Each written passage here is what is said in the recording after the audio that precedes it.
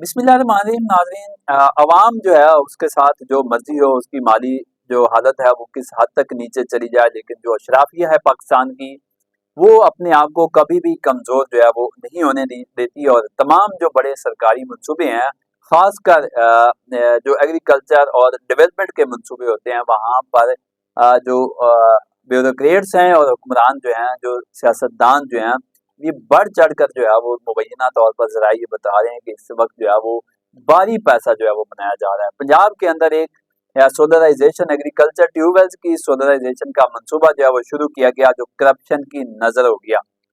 अब सवाल ये है कि उस मंसूबे पर काफी ज्यादा जो है वो इंक्वायरीज हुई और उस मंसूबे की जो बेसिक मामलात थे उनको तब्दील करके उसका बेसिक जो मॉडल था वो तब्दील किया गया। कंपनी मॉडल से उसको जो है वो फार्मर मॉडल पर ले जाया गया कि अब कंपनी नहीं, किसान खुद जो है ये ट्यूबवेल की सोलराइजेशन करवाएंगे।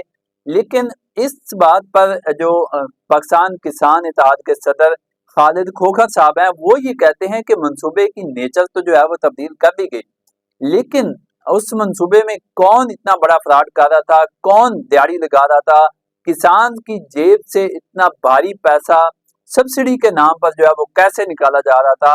ये सवाल जो है वो बहुत अहम है कि क्या उस मंसूबे में जो जिम्मेदारान थे, जो भारी दिहाड़ी लगा रहे थे, जो पैसा कमा रहे थे, क्या उनको चार्जशीट किया गया, क्या उनकी इंक्वायरी की गई, क्या किसी पर जिम्मेदारी डाली गई, या सिर्फ मॉडल जो है वो तब्दील कर दिया गया। मैं हूं नवाज संगरा और आप देख रहे हैं मेरा यूट्यूब चैनल। अगर अभी तक आपने मेरे चैनल को सब्सक्राइब नहीं किया तो सब्सक्राइब कर लें। सबसे पहले इस मॉडल की बेस पर आते हैं। ये पंजाब हुकूमत की जानिब से, एग्रीकल्चर डिपार्टमेंट की जानिब से इस पर बड़ा शोर मचाया जा रहा था। मिनिस्टर एग्रीकल्चर की जानिब से सूबाई जो वजीर आला पंजाब हैं कि हम पंजाब के अंदर ट्यूबवेल्स को सोलराइजेशन पर मुंतकिल कर रहे हैं, ताकि जो किसानों की प्रोडक्शन कास्ट है उसको कम से कम किया जाए और हम सब्सिडी देंगे, ट्यूबवेल सोलर पर मुंतकिल होंगे और लोगों की बिजली की जो लागत है या जो डीजल की लागत है वो खत्म हो जाएगी। उसके लिए पहले फेज में ये ऐलान किया गया कि 8,000 ट्यूबवेल जो है वो सोलर पर मुंतकिल किए जाएंगे, जिसके लिए किसानों से दरखास्तें ली गई और 5,33,000 किसानों ने इस मंसूबे के लिए अप्लाई किया, जिसमें से जो है वो 8,000 लोगों के कुरानदाजी के जरिए नाम निकाले गए और उसमें 6,400 जो है वो डीजल पर चलने वाले ट्यूबवेल थे और 1,600 जो है वो बिजली पर चलने वाले ट्यूबवेल मालकान के नाम जो है वो मुंतखब हुए। जब मंसूबे पर काम शुरू किया गया तो किसानों ने इस पर शोर मचाना शुरू कर दिया कि ये जो कंपनी मॉडल जिस पर सोलर लगा के दिए जा रहे हैं ये इंतहाई महंगा मॉडल है। इससे कई गुना आधी कीमत पर जो है वो मार्केट से अगर हम प्राइवेट सोलर लगवाते हैं तो वो मार्केट में लग जाएगा, ये बहुत महंगा है। जिस पर बहुत ज्यादा जो है वो शोर मचा तो इस मंसूबे को इब्तदाई तौर पर जो है वो रोक दिया गया। रोकने के बाद तमाम तर पहलुओं का जो है वो जायजा लिया गया, लेकिन जराये ये बता रहे हैं कि एनर्जी डिपार्टमेंट इस मंसूबे को कर रहा था और एनर्जी डिपार्टमेंट ने आखिरी हद तक जोर लगाया कि ये मंसूबा मैं ही करूंगा और इसी कंपनी मॉडल पर ही करूंगा। इसके लिए एनर्जी डिपार्टमेंट की जानिब से 12 कंपनीज जो है वो सिलेक्ट की गई थी, जिसमें सोलर टेक कंपनी है। ये तमाम जो कंपनीज थी ये जेवी में थे, जॉइंट वेंचर था इनका कुछ दूसरी कंपनियों के साथ। स्काई बिल्डर्स थी, चौधरी अमजद अली थी, एमएस मीफा इंडस्ट्रीज थी, एमएस रिलायंस सोलर थी, उसके अलावा एमएस या सीसल ट्रेड के बारे में बताया जा रहा था कि ये काफी हाईलाइट थी। ये इसमें ये बताया जा रहा है कि ये कुछ लोगों की ऐसा लग रहा था कि बासर लोग इसके पीछे हैं। एमएसटीएस के इंटरनेशनल था, एमएस रफीक इंटरप्राइजेस थी। इसके बारे में भी बताया जा रहा है कि ये भी काफी जो है लग रहा था कि बासर लोग इसके भी कुछ पीछे हैं।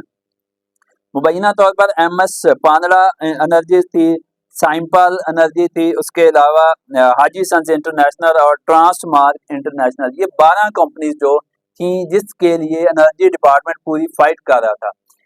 नईम रऊफ साहब जो थे, जो जिनको जो पाकिस्तान एडमिनिस्ट्रेटिव सर्विस के अफसर हैं, जो इतना मेन स्ट्रीम में नहीं थे, लेकिन इनको चेयरमैन पीएनडी लगा दिया गया, जिस वजह से कुछ हल्के ये सोच रहे हैं कि चेयरमैन पीएनडी की इस अहम पोस्ट पर जो है वो नईम रऊफ साहब जो है ये तो मेन स्ट्रीम में नहीं थे।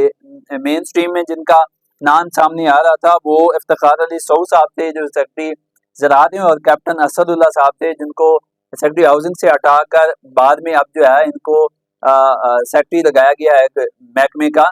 तो ये नाम जो थे सामने आ गए, लेकिन नईम रऊफ साहब जो है ये कैसे है, तो जरा ये बताते हैं कि नईम रऊफ साहब जो हैं ये ऊपर जो टॉप के हल्के हैं उनके, इन्होंने कुछ अरसे में बड़ी अच्छी अपनी वहाँ पर पेनिट्रेशन की, अच्छे ताल्लुकात बनाए और इतनी अहम सीट पर लग गए। लेकिन जब ये सेक्रेटरी एनर्जी थे, इन्होंने बड़ी फाइट की कि ये जो ट्यूबवेल सोलराइजेशन है ये इसी मॉडल पे, कंपनी मॉडल पे लगना चाहिए, और जो कंपनीज हमने सिलेक्ट की हैं इन्हीं कंपनीज को जो है ये प्रोजेक्ट मिलना चाहिए।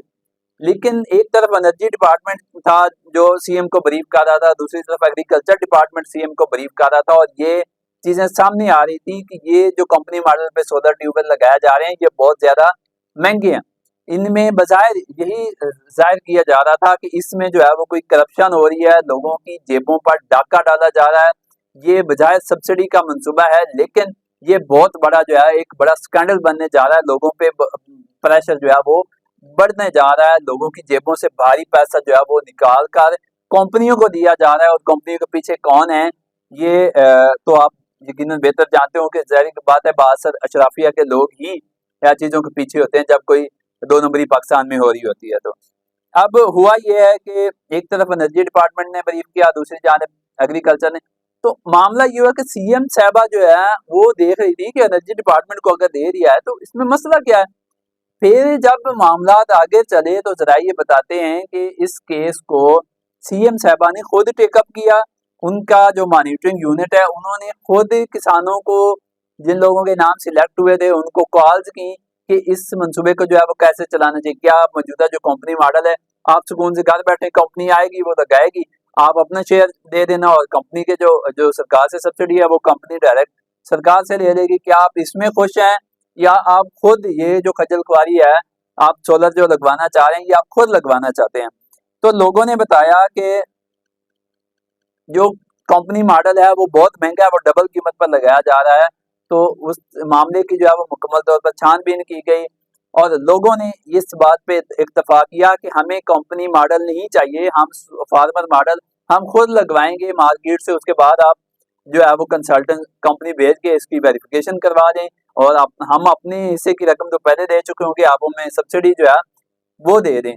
तो फिर उसके बाद जो है इस मॉडल पर जाया गया। लेकिन खालिद खोखर साहब जिस तरह कहते हैं कि ये इतना बड़ा ब्लंडर होने जा रहा था, तो क्या इसकी कोई इंक्वायरी हुई, क्या इसमें जो जिम्मेदारान थे उन उनका जो है वो उनको पॉइंट आउट किया गया कि ये इतना बड़ा ब्लंडर जो है ये कौन करने जा रहा था, इस स्कैंडल के पीछे कौन लोग थे। बल्कि ना कि इस तरह लोगों को जो है वो जिम्मेदार ठहराया जाता और उनका कोई एहतसाब किया जाता कि ये कैसे इतना बड़ा ब्लंडर हो रहा था। जरा ये बता रहे हैं कि मुबैना तौर पर जो लोग इसमें मुलविस हो सकते हैं उनको जो है वो बड़े बड़े ओहदे दे दिए गए, क्योंकि वो शायद किसी के साथ उनका जो राब्ता है वो बड़ा अच्छा हो गया था, तो उनको अच्छी सीटें जो है वो दे दी गई। ये तमाम मामलात हैं। अब देखें कि एक तरफ तो पहले किसान को रेट नहीं दिया जा रहा, देहाती जो दही मीशत है वो बिल्कुल नीचे की तरफ जा रही है।